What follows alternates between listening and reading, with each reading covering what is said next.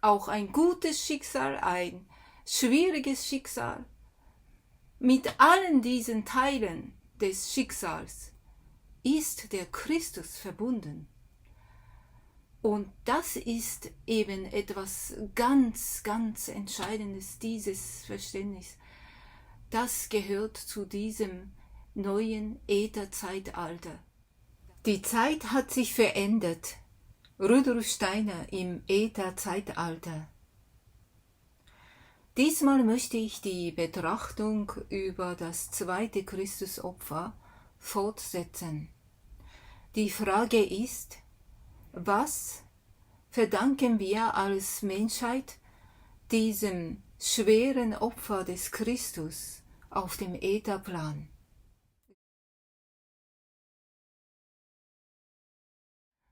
Wenn es im 20. Jahrhundert möglich ist, dass die Seelen sich heranentwickeln zum Verständnis des Mysteriums von Golgotha, so rührt es von diesem Ereignis her, dass der Christus durch eine Verschwörung der materialistischen Seelen herausgetrieben ist aus dem spirituellen Welten, versetzt worden ist in die sinnliche Welt, in die Menschenwelt, so dass auch in dieser sinnlichen Welt ein neues Verständnis beginnen kann für den Christus.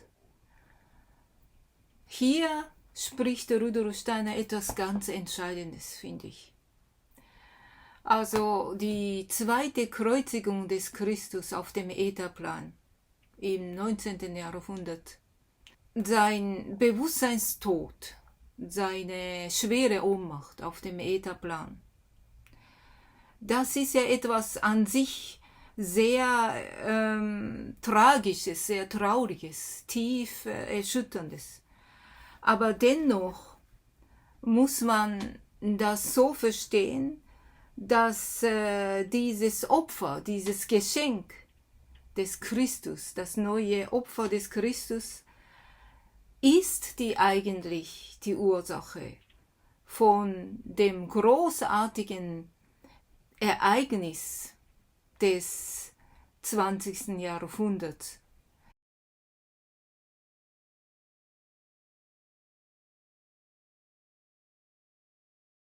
Also erstens, dass dieses neue Zeitalter des ätherischen Christus richtig begann, in der Mitte des 20. Jahrhunderts, mit den neuen Ätherhellsehen und mit der Verwandlung der Erinnerungsfähigkeiten.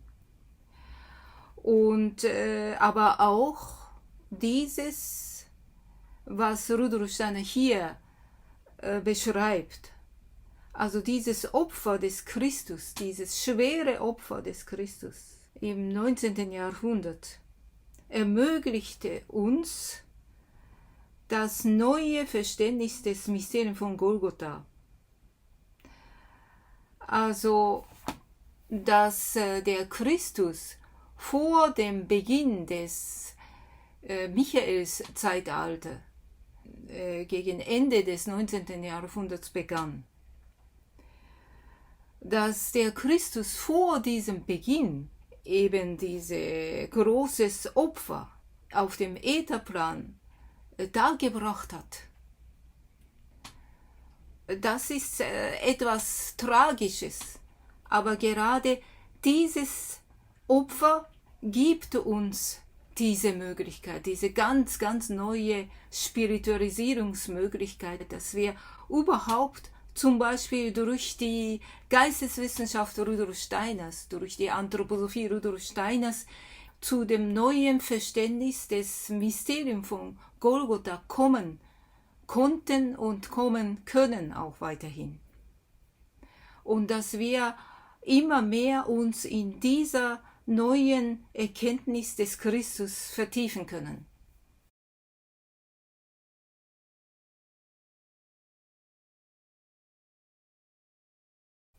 Und diese Möglichkeit, die war eigentlich vorher nicht da. Es ist nicht einfach zufällig die Anthroposophie geboren auf der Erde, Anfang des 20. Jahrhunderts.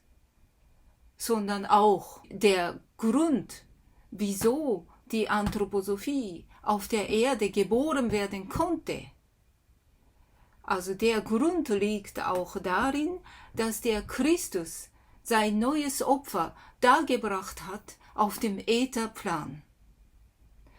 Und wenn wir all diese Dinge wirklich ernst nehmen, was wir alles wirklich diesem neuen Christusopfer, seiner schweren Bewusstlosigkeit, seiner neuen Kreuzigung auf dem Ätherplan verdanken, dann können wir wirklich dazu kommen, diese zweite Kreuzigung wirklich verstehen zu wollen.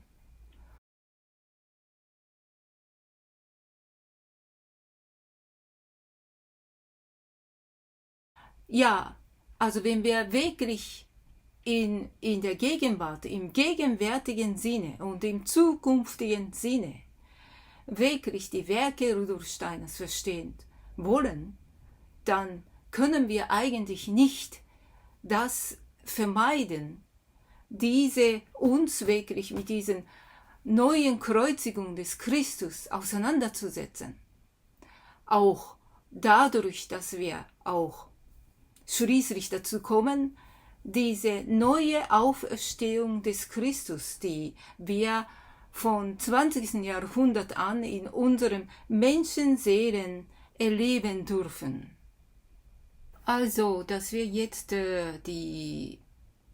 diese Möglichkeit haben, überhaupt uns mit dem spirituellen Erkenntnisse über das Mysterium von Golgotha, dieses ganz neue Christus-Erkenntnisse überhaupt entgegennehmen dürfen von Rudolf Steiner.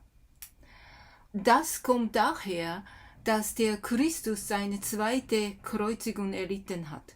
Auch wir verdanken eben dem Christus, seinem Opfer, dass wir eben dann das Christusbewusstsein in uns vom 20. Jahrhundert an erwecken dürfen.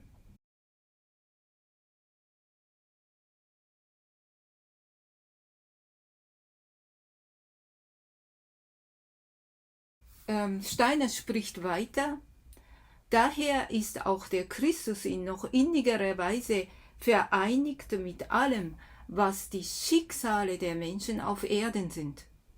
Und wie man einstmals hinaufsenden konnte zu dem Jahwe oder Jehova und wissen konnte, dass er dasjenige Wesen war, das dem Michael vorausgesandt hat, um vorzubereiten, was da herüberführen sollte aus dem Jahwe-Zeitalter zum Christus-Zeitalter.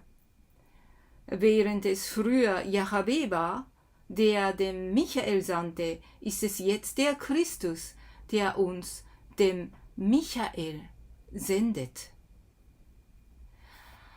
Also, was hier gesagt wird, ist, dass der Christus durch dieses Opfer, das er auf dem Ätherplan dargebracht hat, dadurch hat er sich noch viel inniger als früher, als Mittelalter und sonst noch früher, viel intensiver, viel intimer mit dem Schicksal des Menschen verbinden können. Und deshalb, er wird auch als Herr des Karma genannt.